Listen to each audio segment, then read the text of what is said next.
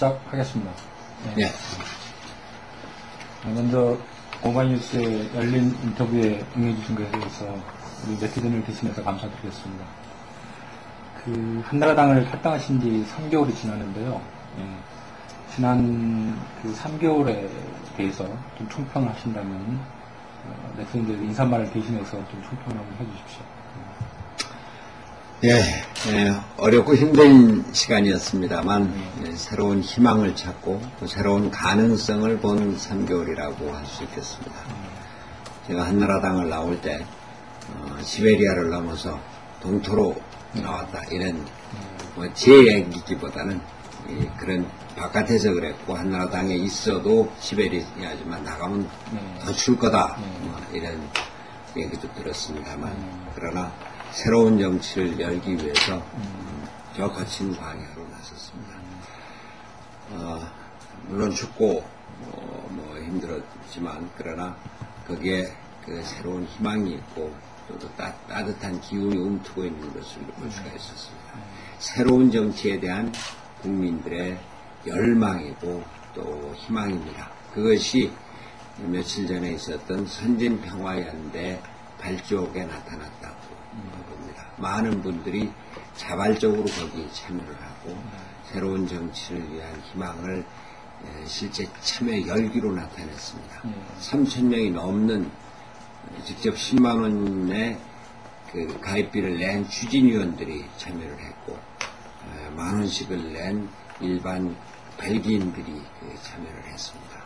우리는 이러한 국민들의 열기를 앞으로 더욱더 발전시켜서 우리나라의 새로운 정치의 중심을 열어나가고 그것을 통해서 국민들에게 희망과 비전을 주고자 합니다.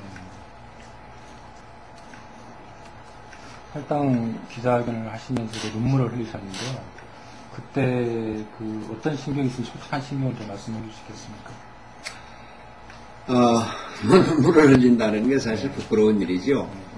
그러나 제가 그동안 쌓아왔고 또 국민들로부터 받았던 영광과 명예 이것을 다 버리겠다. 내가 갖고 있던 모든 것을 다 버리고 그라운드 제로로 가겠다라고 하는 그런 생각에서 북차오르는 감흥이라고 그럴까 이런 것을 누를 수 없었던 것 같습니다. 그러나 그만큼 저의 결의는 분명했고 또 내를 향해서 나가고자 새로운 세계를 개척해 나가고자 하는 의지는 불타올랐다 이렇게 얘기를 말씀을 드릴 수 있겠습니다. 당시 이제 기자회견 낭독하신 걸 두고 이후에 나오신 뒤에 한나라당에서 굉장히 비난을 좀 많이 했었잖아요. 저희께 15년 먹던 물에 침 뱉는 격이다. 남아있는 사람들의 칼을 찌른다. 이런 식의 이제 비난까지 했었는데요. 좀 그런 비난들이 좀 아프시지 않으셨는지.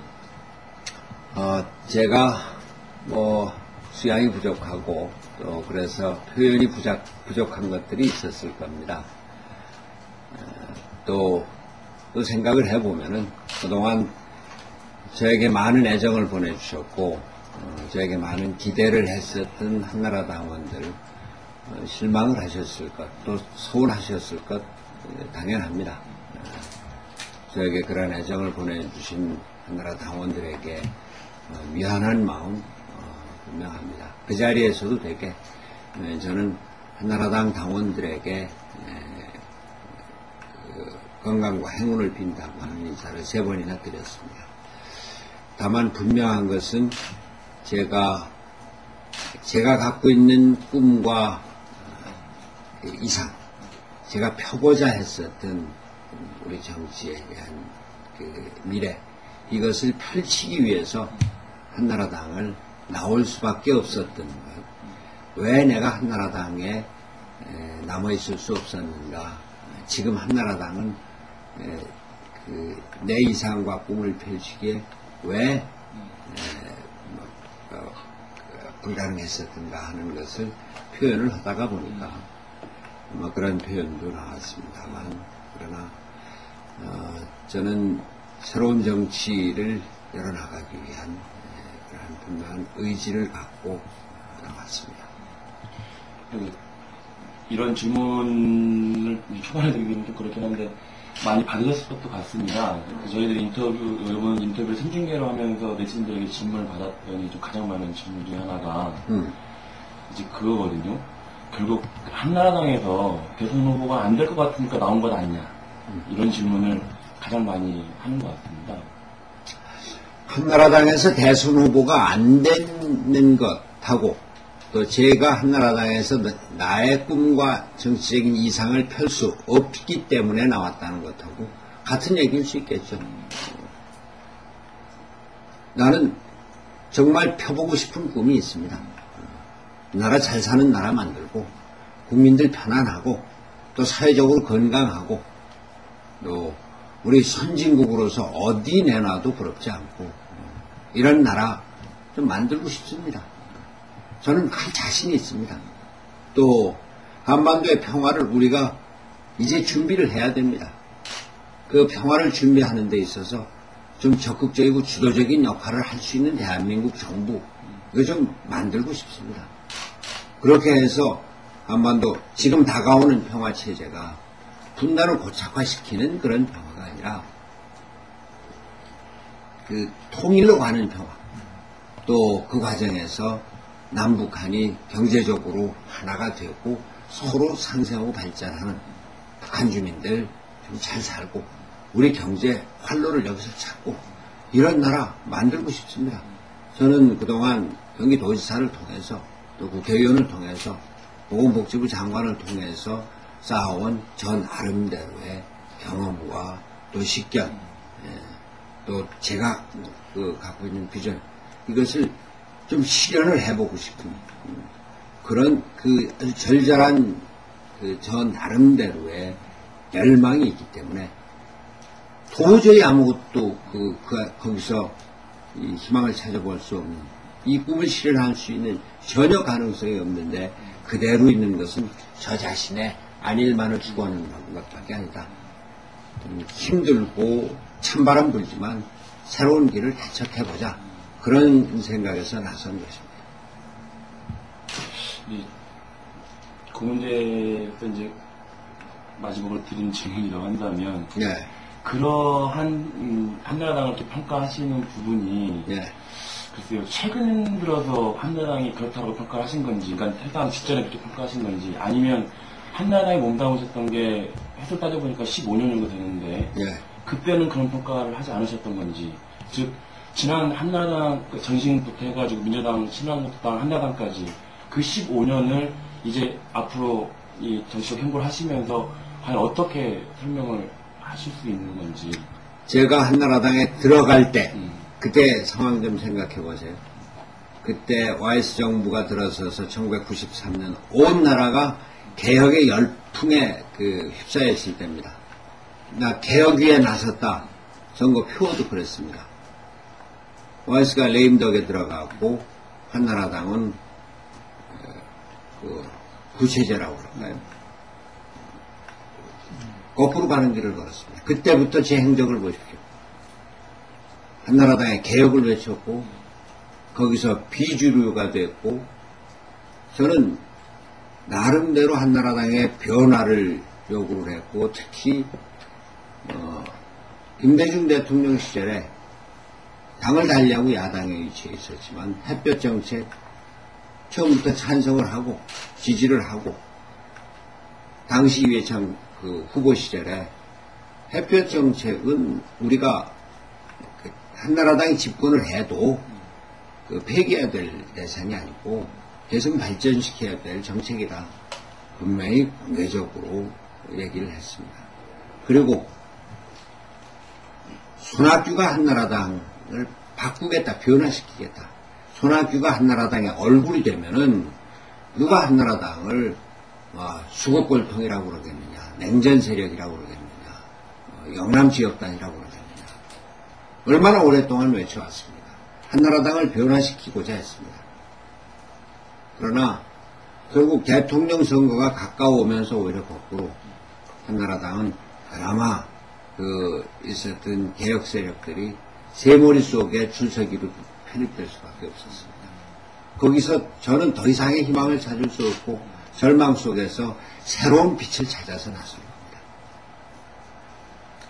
평소에 그 햇볕 정책에 대한 지지가 지론이었다는 말씀을 하셨는데요. 어쨌든 그 국민들이 보기에는 탈당 후에 이제 김대중 전 대통령을 찾아가서 이런 그 방북 성과에 대해 설명하고 그런 것들이 좀 계산된 거 아니냐 그런 지적도 있을 수 있고 또 그와 관련해서 그 DJ와 어떤 교감설 이런 얘기가 나오는데 그 부분에 대해서는 어떻게 설명해 주시겠습니까? 그럼 찾아가지 말란 말입니다. 김대중 대통령과의 교감설, 이런, 의심이나, 뭐, 이런 것을, 막기 위해서, 마땅히 찾아뵈야 될 분도 찾지 말라는 얘기입니까? 교감설 말씀을 하시는데, 교감이라고 하는 것이, 같은 느낌을 나누는 거다. 그런 면에서는 교감이 있죠. 한반도 평화 문제에 대해서 김대중 대통령과 저는 분명히 같은 생각과 같은 느낌을 나누고 있습니다. 그러나 그것이 김대중 대통령이 제가 김대중 대통령 정치적으로 의지하고 그런 정치적인 어떤 관계를 갖고 제 정치적인 행보를 했다. 이런 건 아닙니다. 햇볕 정책이나 이런 대북 정책 요거에 대해서는 김대중 대통령과 같은 또는 비슷한 도감을 가지고 계신다고 하셨는데 그럼 이렇게 여쭤볼게요. 김대중 전 대통령에 대한 정치인 김대중 전 대통령에 대해서는 어떻게 평가를 하시는지 95년도 그 신한국당 대변인 하실 때 그 대통령 김대중 전 그때 총재에 대해서 좀 여러 가지 비판적인 논평을 많이 내셨던 걸로 저희가 알고 있고요. 네. 정치인 김대중은 어떻게 평가하십니까? 저는 지금도 참 멋있는 구호다라고 생각하는 것이 준비된 대통령.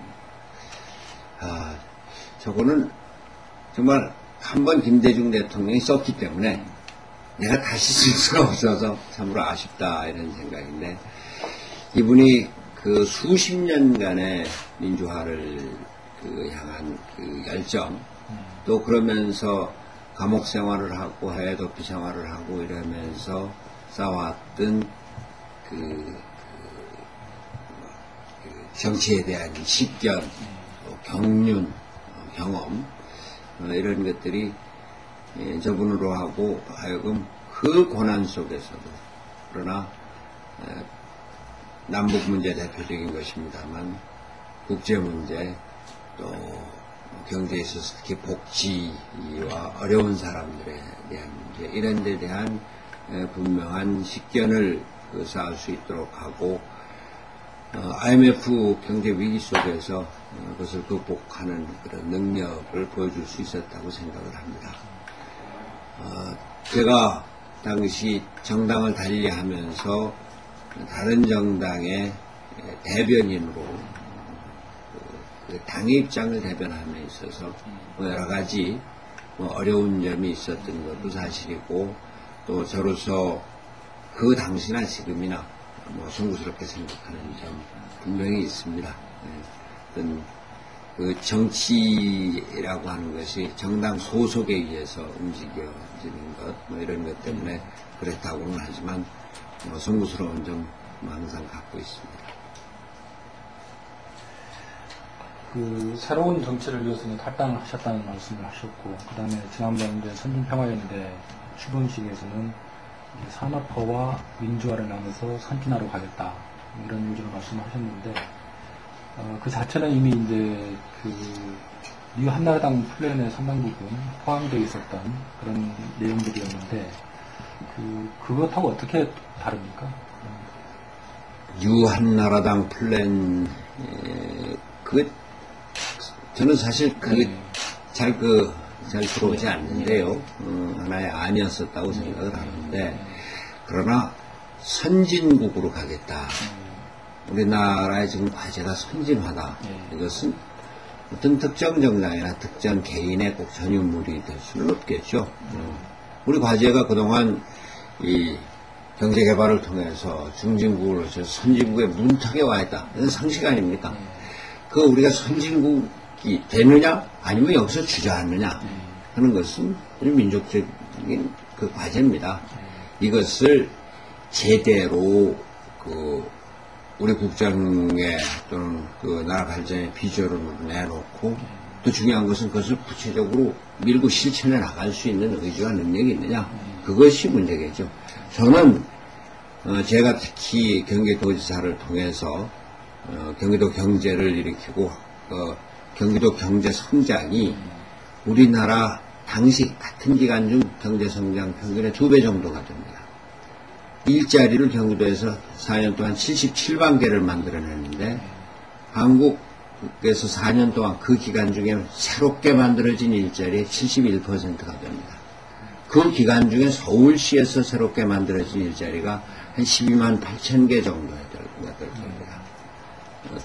외국에 가장 앞서가는 첨단 기업을 114개, 액수로 보면 151억 불 이렇게 유치를 해서 그것만으로 그 첨단 기업 유치한 것만으로 새롭게 만들어지는 일자리가 8만여 개가 된다고.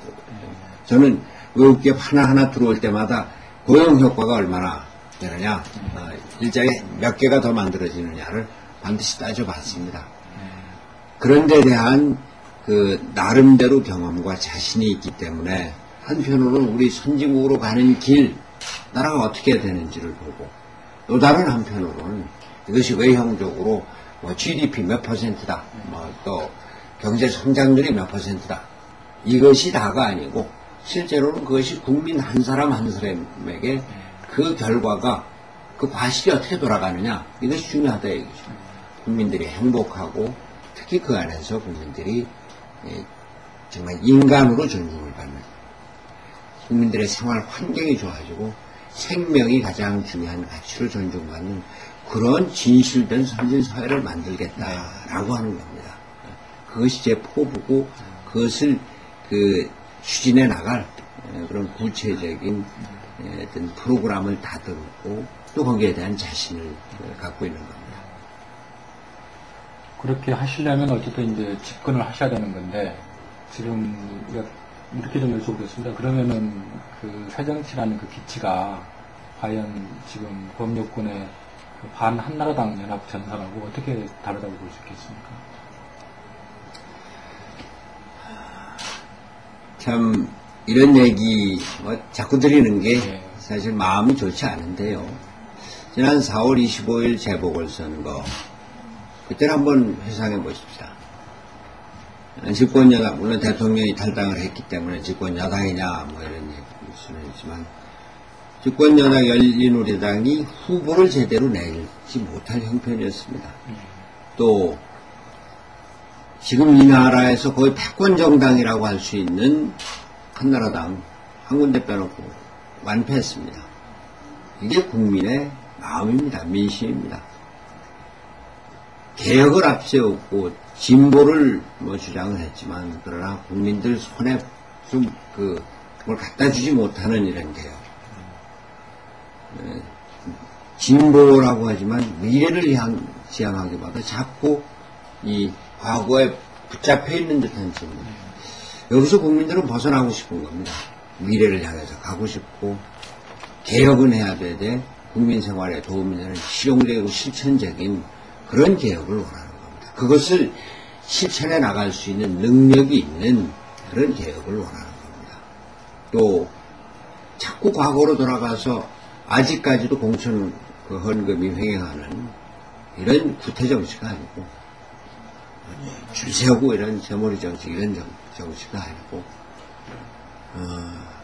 더더군다나 지금 한반도의 평화 체제가 오고 있는데, 아직까지도 60년대, 70년대식의 낡은 사고방식에 젖어 있었고, 냉전 체제를 고수하고, 이 세계는 그 첨단 기술로 나아가고, 글로벌 서비스 산업으로 나아가고 있는데, 60년대, 70년대 개발 논리, 토목공사를 우리나라의 비전으로 구도하고 있는 이거 아닌 정말로 21세기로 나아가고 세계 속에서 우리가 같이 살고 거기서 중심을 이루는 그런 미래지향적인 그러면서도 그것을 국민들 생활, 실생활에 도움이 되는 실용적이고 실천적인 개혁으로 나아가는 이러한 새로운 정치를 국민들이 원한다는 것을 절실히 느낄 수가 있었죠. 그걸 만들어 나가자고 하는 겁니다. 선진평화 세력이라고 하는 것도 그러한 우리나라 정치의 새로운 중심을 그렇게 만들어 나가자고자 하는 노력이고 또 그 여망이 표현된 것이 지난주에 잠실본에 모인 국민들의 마음이라고 봅니다. 그럼 그러한 여망과 그러한 철학이 실현될 수 있는 주체가 있어야 될 거 아니에요? 네. 지금 선진평화연대가 당은 아니잖아요. 네. 그러면 결국 그 실현할 수 있는 그런 구조적인 그런 힘을 받쳐줄 수 있는 세력, 이것도 귀합해 나가셔야 되잖아요. 지금 선진평화연대가 그러한 새로운 정치, 새로운 중심을 만들어 나가는 중요한 한 흐름이고 중심을 만들어 나가는 노력이죠.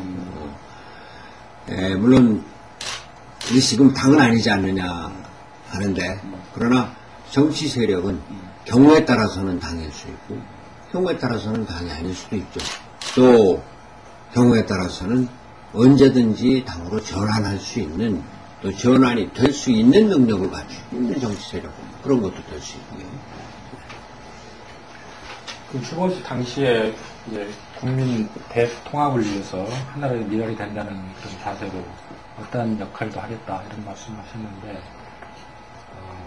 구체적으로 이 어떠한 역할도 맡아 하지 않겠다는 게 좀 어떻게 우리가 받아들여야 될까요? 이거 글자 그대로죠. 그래서 이제 그 말씀 아까 계기로 해서 이제 법률권 후보로서의 어떤 이제 공식 행보를 시작한 거 아니냐 이런 분석들이 대다수였는데 그렇게 봐도 되겠습니까? 글자 그대로 제가 말은 그대로 받아들여 주시면 되죠.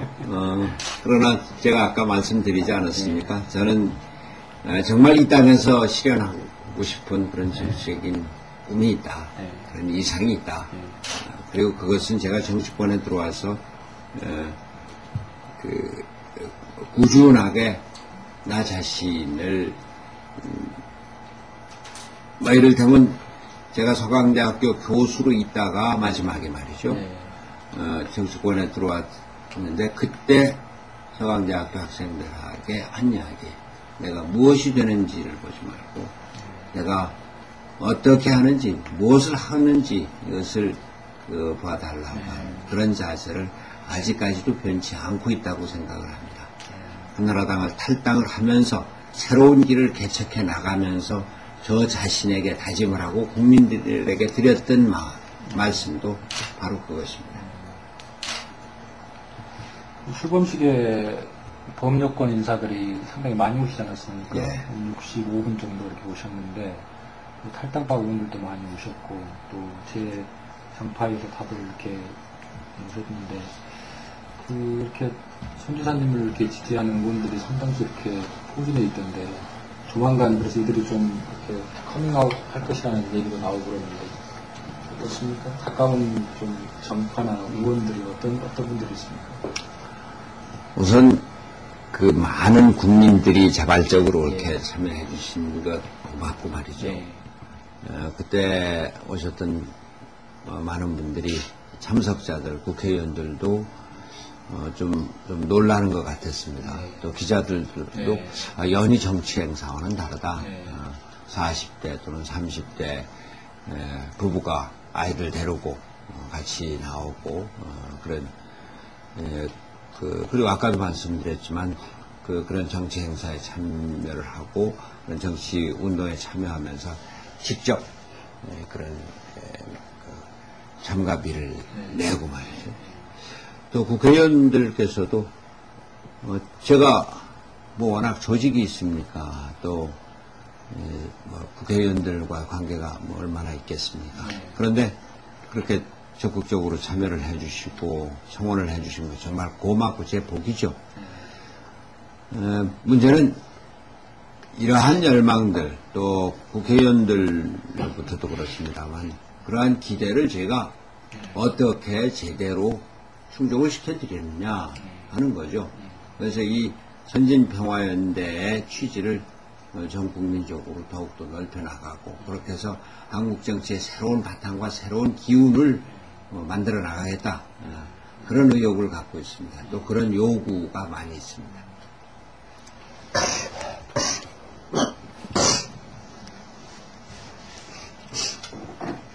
거기에 오신 분들도 그렇고 밖에서 보는 정치권 인사들도 그렇고 가장 큰 관심은 역시 지사님께서 언제 법률권에 합류하실 것인가 이것 같은데 언제로 봐야 되겠습니까?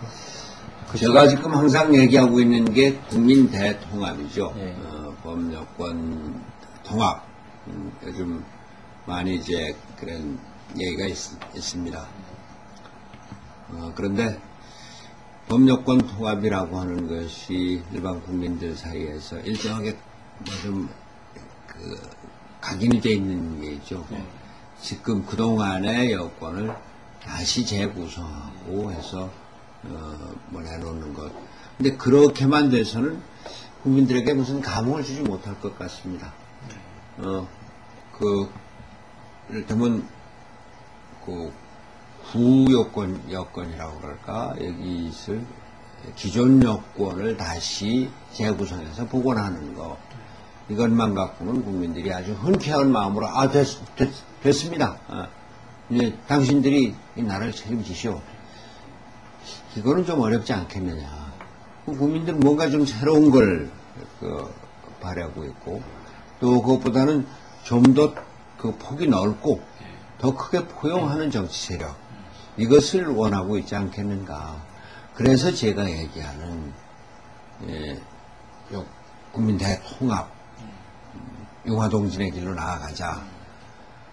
법률권이 새롭게 자기 자신을 바꿔나가고 혁신하고 한골탈퇴하고 이런 모습 좋습니다. 근데 거기에 더해서 앞으로 이를테면 한나라당 안에 있는 많은 사실은 잠재적인 혁신적이고 개혁적이고 이런 사람들 그런 분들이 많이 있다고 보거든요. 지금 현재는 그런 정치세에 대통령 선거에 있는 그런 정치세에 눌려서 꼼짝을 못하지만 그러나 상황이 변하면은 그런 이 마음속에 있는 개혁하고자 하는 새로운 정치를 원하는 이런 마음들이 표출이 될 수 있다고 봅니다. 그걸 또 그렇게 발굴해내야 되고요. 그게 우리 책임입니다. 또 아직 정치권에 들어오지 않았지만 예를 들어서 지금 우리 6월 항쟁 20주년입니다. 민주화 20주년입니다. 그 당시 20년 전에 시청 앞 광경을 꽉 메웠던 그러한 참 양심적인 지식인들, 시민들, 보통 시민들 이런 사람들이 정치적인 의욕을 갖고 있고 정치적인 능력을 갖고 있는 분들도 많을 겁니다. 물론 그분들을 꼭 국회의원으로 끌어내야 된다, 시의원, 도의원으로 끌어내야 된다는 건 아닙니다. 그런 분들이 이런 새로운 정치 세력의 바탕이 될 수 있도록 참여하도록 하는 것. 추진위원 3,000명이라고 하는 것도 그러한 현상의 하나일 겁니다. 그걸 적극적으로 발굴해서 우리 정치가 이제는 분열과 대립과 갈등의 정치에서 벗어나서 또 좌우를 가르고 동서를 가르고 남북을 가르는 이런 분열의 정치에서 이것을 하나로 합쳐가는 융합의 정치로 나가는 것. 이러려면은 우리가 틀을 좀 더 크게 갖춰야 되겠고 또 좀 더 멀리 봐야 되겠고 그것이 이제 제가 말하는 국민 대통합이고 융화동진의 정치다. 그런 거죠. 어쨌든 폭을 더 넓히는 한 축은 결국 법 여건인 건 사실인 거잖아요. 지금 법 여건이 그렇게 지금 열린우리당 같으면은 정치적으로 어쨌거나 실패를 했으니까 당이 와해 직전에 있고 그렇지 않습니까? 그러니까 이것을 좀 쇄신해보자, 새롭게 만들어보자 이런 의욕을 갖고 탈당을 해서 새로운 정치를 만들어보자고 하는 거 아닙니까? 그 정신은 높이 사야죠. 그러한 그 정신과 그런 능력이야말로 새로운 정치를 만들어 나가는데 어떤 중요한 한 요소가 되는 것이 틀림이 없습니다. 그런데 단지 우리끼리 다시 여기 나와서 뭘 만든다 이것만 갖고는 안 되니까 이것을 좀 더 큰 틀로 좀 더 멀리 보자고 하는 것이 제 얘기죠. 그리고 그러한 것을 만들어 나가는데 기여를 하는 것이 또 제 역할이 될 것이고 또 그것이 제가 한나라당을 나와서 제가 해야 될 그런 일이 되겠죠. 만약에 한나라당을 나왔는데 구역권에 그냥 단지 뭐 기대고 앉힌다. 그러면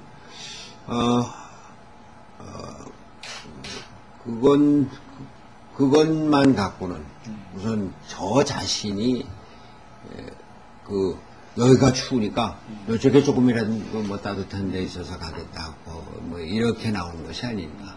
또 국민들로서도 저렇게 뭐 결단을 하고 저 온갖 이 뭐 비난을 다 받으면서 뭐 새로운 뭐 정치적인 삶을 시작했을 때 결국 저거냐 이렇게 실망을 시켜서는 안 되겠죠. 그 새로운 길을 찾는데 제 최선을 다하겠다고 하는 것 그것이 제 마음의 자세입니다. 김근태 의원께서 지금 오늘 오마이뉴스와 인터뷰에서 그러니까 오늘 보도가 됐습니다만은 그 오픈 프라이머리를 위한 대선주자 연석회의의 키는 이제 손학규 전 지사가 쥐고 있다 이런 말씀을 하셨거든요. 그래서 나한테 얘기도 안 하고요.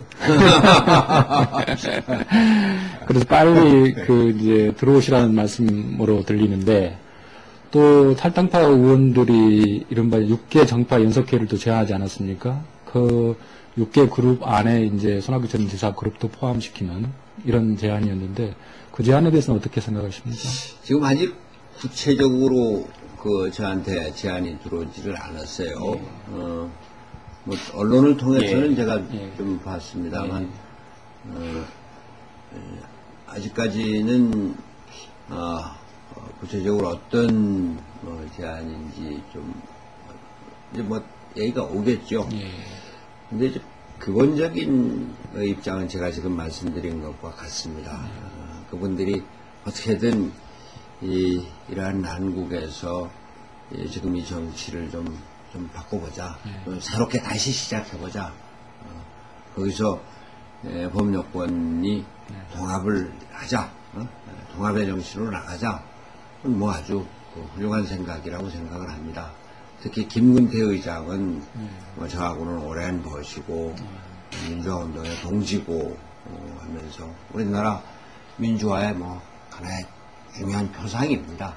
또 높은 도덕성을 갖고 있고 다양한 정치 경험을 통해서 높은 정치적인 경륜을 갖추고 있는 훌륭한 정치 지도자입니다.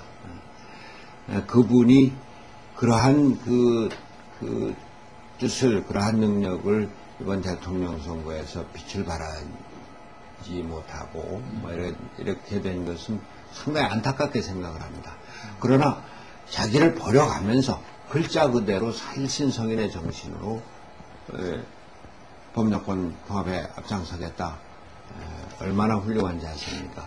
저는 그분의 그러한 정신과 노력이 반드시 그런 보람을 찾을 수 있으리라고 생각을 합니다. 근데 그것이 지금 저로서는 국민 대통합의 정신과 그 길로 가고자 하는 그런데 또 중요한 역할이나 이런 것도 하리라고 생각을 하는데 여하튼 저는 지금 제가 해야 될 일 이것은 좀 더 큰 틀에서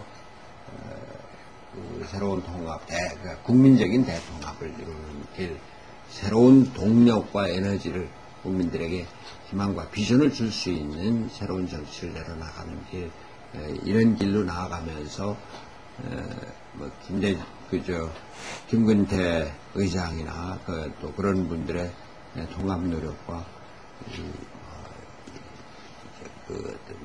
뜻을 같이 찾고 이렇게 하리라고 생각합니다. 네, 이제 아무래도 지사님께서는 국민 대통합을 자꾸 이제 강조를 하시고 계신데 법여권, 이 여권의 이 정치인들은 이 대선이라고 하는 시간을 굉장히 촉박하게 생각하는 것 같아요. 그래서 김근태 의원도 자기의 이제 출마 그 의지를 접고 이제 뭐 예를 들어서 법률권을 나올 수 있는 후보자 연석회의 같은 것들을 좀 제안을 하고 계시는 것 같은데요.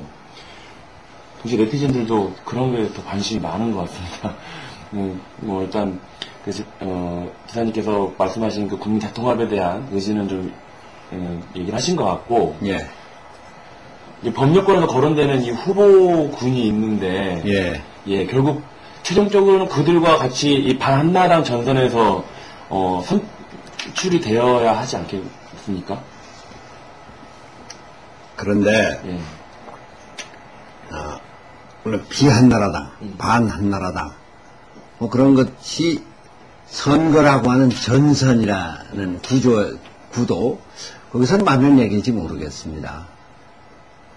그러나 저는 제 욕심일지는 모르겠습니다만 반한나라, 비한나라 이런 것을 좀 뛰어넘는 그런 정치를 좀 새롭게 만들어 보고 싶어요. 제가 한나라당을 나왔습니다만 한나라당에 있는 안에 있는 개혁적인 요소라든지 또는 미래지향적인 요소라 그러한 사람들이라든지 이런 것들이 그 한나라당의 그 틀에서 견디지 못하고 아니면 이것이 아니다. 이런 분들이 반드시 앞으로 생길 것으로 생각을 합니다. 그런 분들을 받아들일 수 있는 더 큰 그릇을 좀 만들어 나가자. 또 말씀드렸습니다만 지금 우리 국민들이 정치에 대해서 전반적인 거부 또는 외면 이런 분위기가 있지 않습니까? 그런 데 있는 분들도 이렇다면 하고 최소한 또 일부라도 같이 참여할 수 있는 분위기와 그런 틀. 또 우리가 시민사회 세력을 얘기합니다만 시민사회 세력들 중에서도 어떤 특정 세력이 아니라 좀 더 폭넓게 정치 틀도 그 정치의 형태도 꼭 국회다 의회다 이런 것만으로 한정되지 않을 수 있을 겁니다. 그런 좀 더 유연하고 융통성 있는 이런 틀을 좀 만들었으면 하는 생각이거든요. 그게 지금 당장은 그렇지만 지금 시간이 없는데 시간은 많지 않습니다. 그렇지만 보십시오. 지난 한 1, 2개월 동안의 정치적인 변화, 지난 1년 동안의 정치적인 변화 생각을 하면 상당히 빨리 움직이고 있습니다. 경우에 따라서는 전광석화 같이 그런 변화가 이루어질 수 있고 하기 때문에 우리가 그런 시간적인 촉박함은 항상 염두에 두되 그렇다고 아무리 급하다고 해서 바늘 허리에 실을 매서 할 수는 없다고 하는 이런 생각을 갖고 좀 더 멀리 보면서 우리 정치적인 목표를 설정을 해나가는 이런 자세가 필요하다고 봅니다. 기자님께서 이제 큰 틀의 이 통합을 계속 얘기를 하시고 그 그릇을 자꾸 얘기를 하셔서 이 질문을 이어가기가 좀 애매해가지고 제가 그런 질문 드렸던 건데요. 예. 역시 네티즌들은 이 그릇보다는 그 안에 무엇이 담길지 사실 이 법률권 통합론에서 관심이 많이 떨어지는 건 그 뚜렷한 한나라당처럼 이명박 후보니 박근혜 후보니 이런 뚜렷한 후보군이 보이지 않았기 때문에 국민들 관심이 좀 낮았지 않았을까 생각이 들고 이제 막 그 국민들 관심을 받을 수 있는 후보군들이 좀 부각이 되는 것 같아요. 네. 그래서 네티즌 한 분은 이렇게 이제 단도직입적으로 질문을 했습니다. 이해찬 전 총리, 정동영 전 의장, 손학규 전 경기도지사 중에서 왜 손학규가 되어야 하는가? 라는 질문을 꼭 해달라고 했는데 이게 이어가면 좀 애매해서 그렇습니다. 답변을 어떻게든 해주시죠. 그거는 나중에 하죠. 지금 요즘 언론에 세 사람 이름도 많이 나오고 또 다른 분들도 나오죠. 한명숙 총리 이름도 나오고 누구도 나오고 그러는데 아직은 비교하고 또 그것이 무슨 대결 구도로 갖고 이럴 때가 아니지 않겠는가. 지금은 오히려 많은 분들이 나와서 정말 그 백과쟁명으로 그리고 그런 데서 더 큰 틀이 또 새로운 지혜가 나올 수 있으리라고 생각을 합니다.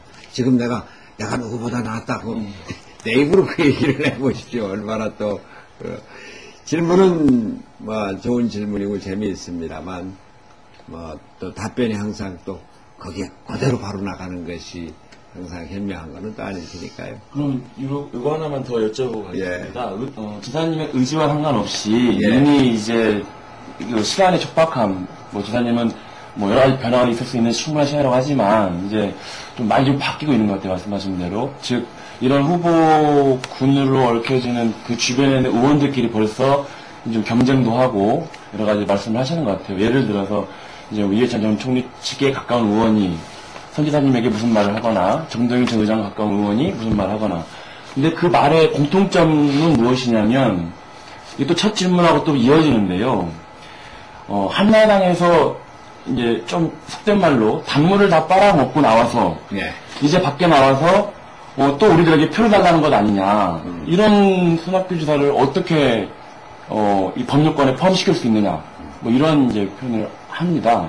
이건 뭐 비교가 아니라 어쨌든 그거에 대해서는 입장을 좀 밝혀주실 수 있는 건 아닌가요? 제가 지금 여당 출신이 아닌 거 분명하죠. 그런 면에서 법률권이 아니라는 건 객관적인 사실이죠. 대통령 말씀이 맞겠죠. 그러나 대통령이 그런 얘기를 한 것도 손학규에 대한 관심을 그렇게 우회적으로 표현한 것으로 생각이 되고 또 그런 말씀을 그런 질문을 하신 네티즌도 우리 손학규를 어떻게 법률권이라고 하는 표현이 꼭 적절한지 저는 그렇게 별로 사실 동의를 안 합니다만 그러나 어떻게 우리의 참 소중한 자원으로 좀 내놓을 수 있느냐 이런 것 아니겠습니까? 제가 살아온 역정 저는 아주 자부를 합니다. 사실 제가 제 자랑을 할 수는 없습니다만 저는 역사의 고비고비마다 역사를 부둥켜 안고 씨름하면서 그러면서 살아왔다고 생각을 합니다. 시대 정신 속에서 살아왔다고 자부를 합니다. 젊어서 유신 독재 항거하고 또 어려운 사람들과 함께 살면서 이 땅에 사회 정의를 펴기 위해서 청계천, 빈민촌에 가서 살고 노동운동을 하겠다고 구로공단에 들어가고 또 유신 체제가 무너지고 나서는 좀 세상을 좀 넓게 봐야 되겠다.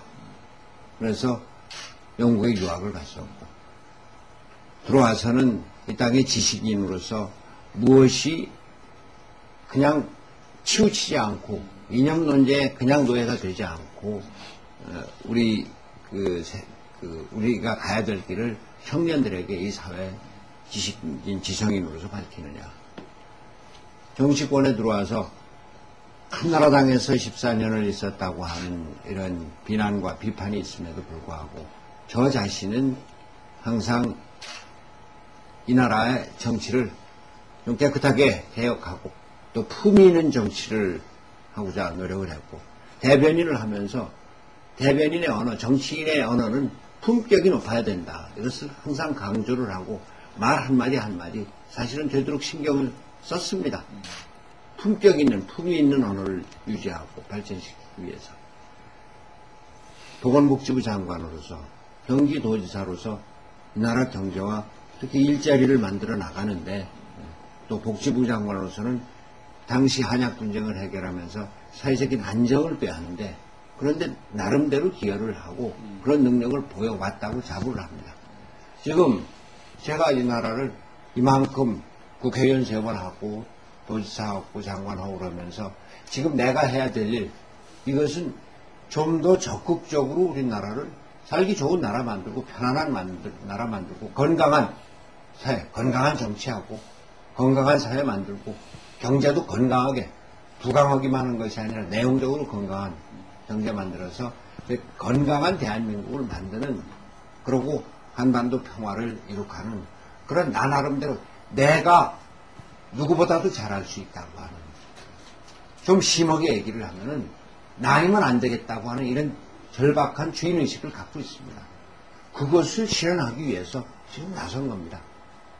법 여건이냐 아니냐 그것으로 선택을 하면은 그것이 선택의 기준이 되면은 그럼 그렇게 선택할 수밖에 없습니다. 나는 국민 앞에 겸허하게 그러나 법 여건으로서보다 우리 국민을 상대로 해서 국민의 공복이 되고 국민의 심판에 따르겠다고 하는 자세로 지금 나서고 있는 겁니다. 정치적 행보에 관련돼서 하나만 딱 여쭤보고 나머지 넘어가겠습니다. 방금 말씀하셨는데 이제 유신 끝나고 영국으로 유학을 가셨던 부분, 예. 다음에 이제 한나라당에서 탈당하신 부분, 이렇게 그러니까 쭉 말씀하신 대로 그 정치 경력을 쭉 봤을 때 이 두 부분 정도를 두고 일각에서는 구축을 명시하자면 며칠 전에 대선 출마 선언하신 이해찬 전 총리가 이제 기회주의자라는 표현을 쓰셨는데 그것을 두고 이제 언론에서는 손 지사님을 겨냥한 것 아니냐라는 또 해석을 하게 됐고요. 이해찬 총리가 손학규라고 얘기하지 않았잖아요. 추측을 갖고 여기서 얘기할 수 없겠죠. 그 두 맥락이 좀 그렇게 해석될 수 있는 부분 같습니다. 살아오시면서. 이해찬 총리는 정치 일반에 대한 얘기를 한 것으로 생각을 하고요.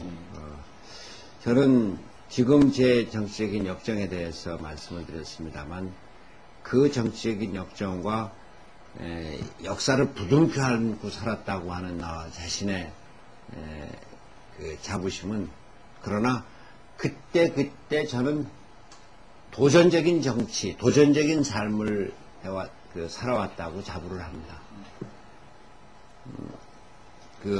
대학교 들어가면서부터 한일회담 반대 시위에 참여하면서부터 시작한 민주화 투쟁, 또 사회주의 투쟁, 그것은 그 자체가 삶의 결단이었고, 특히 제가 기독교 민주화 운동에 참여한 것, 당시는 정통 학생운동 출신으로 기독교적인 배경이 그 전에 없었던 사람으로 기독교 운동에 직접 뛰어든 그 경우는 저는 기독교 학생운동 출신도 아니었음에도 불구하고 말이죠. 그건 저 나름대로 결단이었습니다. 많은 주변의 사람들이 교회 운동에 뛰어드는 것에 대해서 회의적이고 부정적인 그런 시각을 갖고 있었습니다. 요즘은 잘 이해가 안 갈 거예요. 그러나 1960년대, 70년대 초 상황에서는 기독교가 그때까지는 사회운동 전면에 있지 않았습니다. 그러나 저는 이와 같은 유신체제와 같은 극악한 어떤 정말 포악한 독재 체제에서는 기독교라고 하는 우산이 필요했고, 기독교는 기독교대로 새로운 어떤 신학을 갖고 사회 정의와 민주화 운동에 앞장설 자세가 되어 있는데, 우리가 같이 들어가서 거기서 어떤 민주화 운동에 어떤 그 활력을 찾고 그 역량을 배양해 나가고 기독교 자체도 바꿔 나간다고 하는 나름대로 결단이었습니다. 그리고서 유신체제가 끝났을 때, 제가 유신체제 끝났을 때 박정희 대통령이 살해됐을 때, 저격당했을 때, 그 시간에 저는 김해 보안대에 gat혀 있었습니다. 부마 항쟁을 현지 조사하고 대책을 강구하러 부산에 내려갔다 잡혀갖고, 그때 지역적인 계엄령이 있었거든요. 보안대 가서 말도 못하는 고문을 당했었습니다. 그리고 나와서 만약에 그때 박정희 대통령 저격당하는 일이 없었다면은 내가 어떻게 됐을지 모릅니다. 제2의 민청학년이 생겼을지, 제2의 인혁당 사건이 생겼을지 모릅니다. 그리고 저는 그때 우리 서울에 보면 우리가 그때는 다 민주화가 됐다고 생각할 때입니다.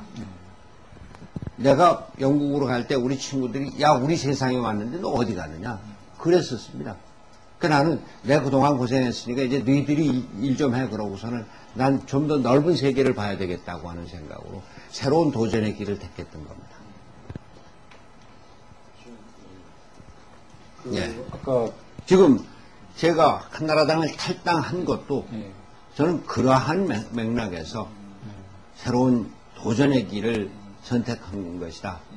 이런 그 자부심이 있고 그만큼 이 길을 제대로 가야 된다고 하는 사명감이 있는 겁니다. 그래서 일부에서는 지금 이제 범 여권에 이렇게 몸을 담지 않으시고 이렇게 밖에서 독자 활동을 하시는 것 자체가 결국은 지사님의 어떤 정체성과 관련된 거 아니냐. 그러니까 한나라당 후보라고 규정하는 것도 그렇고 또 민주세력 후보라고 규정하는 것도 그렇고 또 그렇다고 해서 뭐 범여권 후보라고 규정하기도 좀 그렇고 그래서 지금 큰 맥락에서 보면은 이제 어떻게 보면은 국민 후보란을 지향하시는 것 같은데 어떻습니까? 그 정체성을 어떻게 확립을 지금 하시려고 그러시는지 궁금합니다. 국민 후보 좋은 얘기죠. 네. 실제로 국민 후보가 되고 싶은 그런 마음이 있고요. 네. 그런데 그 국민 후보라고 하는 것이 제가 아까 말씀드렸다시피 지금 이른바 범여권의 통합운동 이런 것을 제가 결코 부정하는 것이 아닙니다. 그는 그 나름대로 아주 훌륭한 뜻을 갖고 있고 또 그것이 제대로 발전되는 것은 국민 대통합운동의 중요한 이 기운이 될 것이고 에너지가 될 것이고 발판이 될 것입니다. 그런데 이제 그것만으로는 부족하니까 이것을 어떻게 그 국민적인 큰 흐름을 만들어 나가느냐 하는 것이니까 그러니까 그런 면에서 다를 것이 없다. 지금 범여권의 통합운동이나 그것을 주도해 나가고 선도해 나가는 이를테면 김근태 의장의 노력이다. 또 젊은 의원들의 자기 쇄신 노력이다. 이런 것들이 다 큰 흐름 속에 같이 만나게 되지 않겠느냐 그런 생각이죠.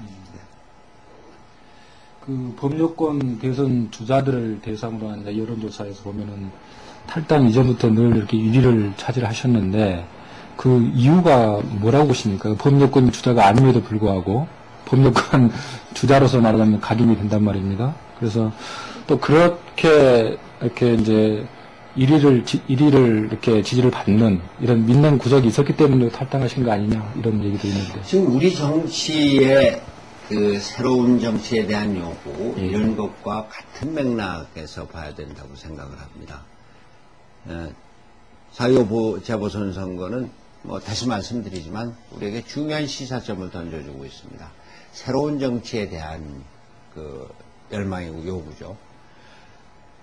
민주화 운동에 앞장섰고 그러면서도 그 경제를 살리고 일자리를 만드는데 그 투자를 유치하고 투자를 촉진하는데 유능한 이런 능력을 보여줬고 그러면서 한반도 평화에 대한 확고한 신념을 갖고 그것을 실천을 했고 그러한 새로운 정치에 대한 요구가 제가 어디에 있든지 간에 참 한나라당에 있으면서 거기는 한나라당의 여기로서는 지금 앞서가는 그 두 분들 이런 쪽으로 선택할 수밖에 없는데 이제 그런 아쉬움들이 있는 거고 그러니까 거기서 제가 설 수 있는 땅이 없었음에도 불구하고 안타까움과 아쉬움은 있었던 거죠. 그러니까 한나라당의 그 당원들이나 또는 밖에 있는 당원들, 한나라당 밖에 있는 분들은 밖에 있는 분대로 저 사람이 한나라당만 아니었으면 이런 안타까움이 있었던 것이고 그러니까 한나라당을 나와도 그러한 지지는 거기에 대한 새로운 정치 또 어찌 보면은 좌우를 뛰어넘는 새로운 중도 정치에 대한 희망과 기대 이런 것의 반영이 아니겠느냐 생각을 하죠. 그래서 그런 이제 기대감 때문인지 그 오피니언 그룹이라든가 또 기자들 사이에서는 여론조사 늘 1위를 차지하고 있습니다만은 일반 국민들 대상으로 한 조사에서 여전히 좀 지지율이 좀 답보 상태에 머물고 있는데 왜 그렇다고 보십니까? 그리고 어떻게 하면 극복을 하실까요? 오피니언 리더, 기자들 여기 두 분 기자 계시지만 감사합니다. 그리고 저는 참 희망적이고 좋은 사인이라고 봅니다. 오피니언 리더나 기자들이 보시는 거는 저를 가까이 좀 더 자세히 볼 수 있는 분들 아닙니까? 분석적으로 볼 수 있는 분들 아닙니까? 제가 살아온 제 인생 역정을 알고 계시고 제가 해온 일을 보시고 제 능력이나 제 생활 자체를 가까이서 볼 수 있으니까 또 제가 갖고 있는 철학이나 신조 이런 것들을 좀 더 내용적으로 알고 계시니까. 근데 일반 대중은 아직 그렇게 가까이 접근이 안 됐다는 얘기겠죠. 그러니까 일종의 선행지표라고 봐서 이제 본격적으로 선거가 가까워오고 지금은 한나라당 판 아니겠습니까? 어찌 보면은 예, 그 양자 대결이 검증 공방으로 가고 얼마나 재밌어요.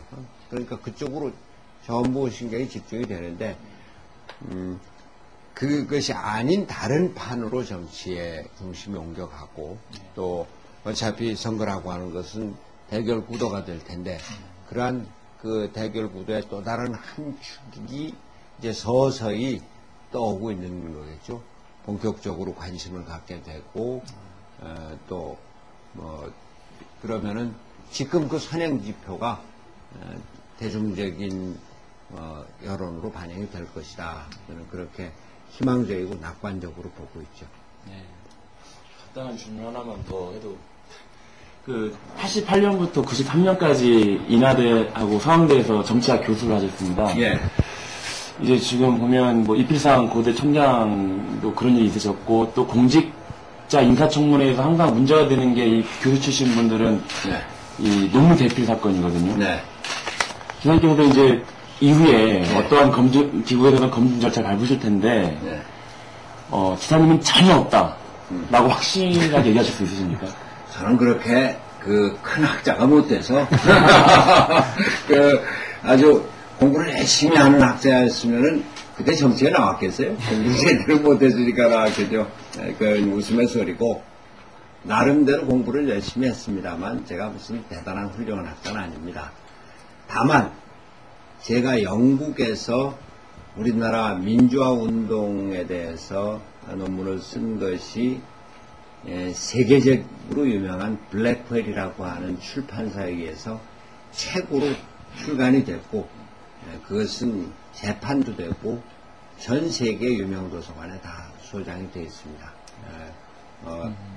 커다란 자부심을 느낍니다. 논문이 어떠한 것이라고 하는 것을 잘 알고 있고 저는 어떤 면에서는 학자라고 하지만 제 본령은 어떤 면에서 60년대 70년대 치열하게 살았던 민주화 운동이 제 삶의 본령이고 그것이 제 정신 세계를 지배하고 또 공부를 하면서 단순히 정치학만을 공부하는 것이 아니라 세계를 보고 세계가 움직이는 것을 보았기 때문에 그렇기 때문에 정치에 들어와서 저는 좀 더 큰 시각을 갖고 넓은 시야에서 정치를 봤다.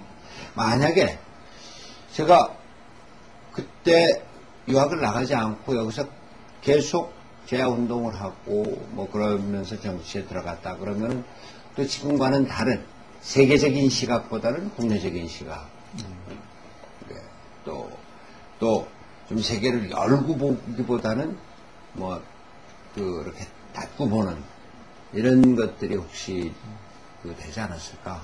다만 내가 그때 안 나갔으면 나도 반에 특히 단식에 참여하고 있지 않았을까?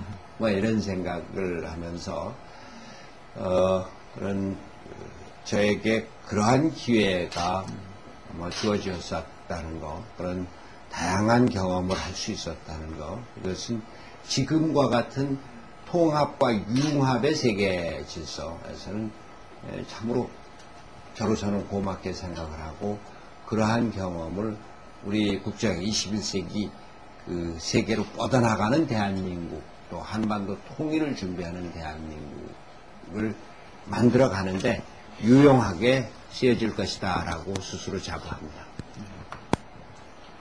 아쉽지만 약속한 시간이 됐기 때문에 여기서 마치도록 하겠습니다. 마지막으로 네티즌들한테 인사말을 대신해서 손학규의 새정치는 이것이다 라고 좀 설명해 주실 수 있겠습니까? 네.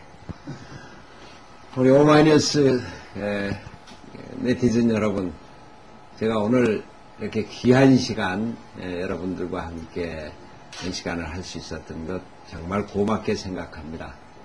네티즌 여러분들이 꿈꾸고 있는 새로운 사회, 새로운 정치 꼭 이뤄내고 싶습니다.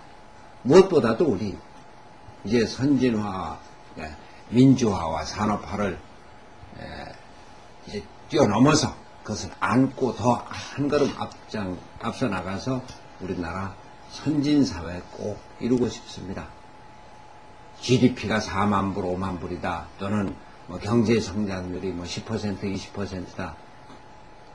물론 그러한 양적인 면에서 선진국도 반드시 이루어야 되겠죠. 그러나 그것을 이루면서 꼭 우리가 잊지 말아야 될 것은 그 안에 이루어지고 있는 국민 한 사람 한 사람의 삶이고 국민 한 사람 한 사람이 행복한 사회입니다. 경제가 팽창하고 성장해도 그 내용이 건강해야 되고 사회가 아무리 제도적으로 풍성해도 건강한 사회를 이루어야 될 겁니다. 문화적으로도 건강하고 정치가 깨끗한 국민들이 신뢰할 수 있는 그런 건강한 대한민국을 이루는 것. 그것이 선진사회의 내용이 될 겁니다. 특히 한 사람 한 사람의 인간이 존중이 되고 생명이 가장 소중한 가치로 존중받는 그런 사회, 그러한 건강한 선진사회를 꼭 이루고 싶습니다. 한반도 통일 언제 올지는 모릅니다. 그러나 한반도의 평화체제, 이것은 바로 지금 흘러오는 물결이고 우리는 이것을 제대로 안고 가야 됩니다. 평화체제를 제대로 만들어서 그 속에서 남북이 평화롭게 공존하면서 서로 번영 발전하는 남북이 하나의 공동체로, 경제 공동체를 이루고 사회 공동체를 이루고 문화 공동체로 나아가서 설사 당장 휴전선이 무너지지는 않더라도 법적인 통일이 당장 오지는 않더라도 사실상의 통일을 이루어서 우리가 동북아시아의 새로운 질서를 이루는 데 중심이 되는 그러한 평화체제를 꼭 만들고 싶습니다. 저의 이 간절한 소원, 소망, 여러분들께서도 같이 참여해서 융화대동진 우리나라가 하나로 크게 통합하는 길로 나아가는데 같이 참여해 주시기 바랍니다. 고맙습니다.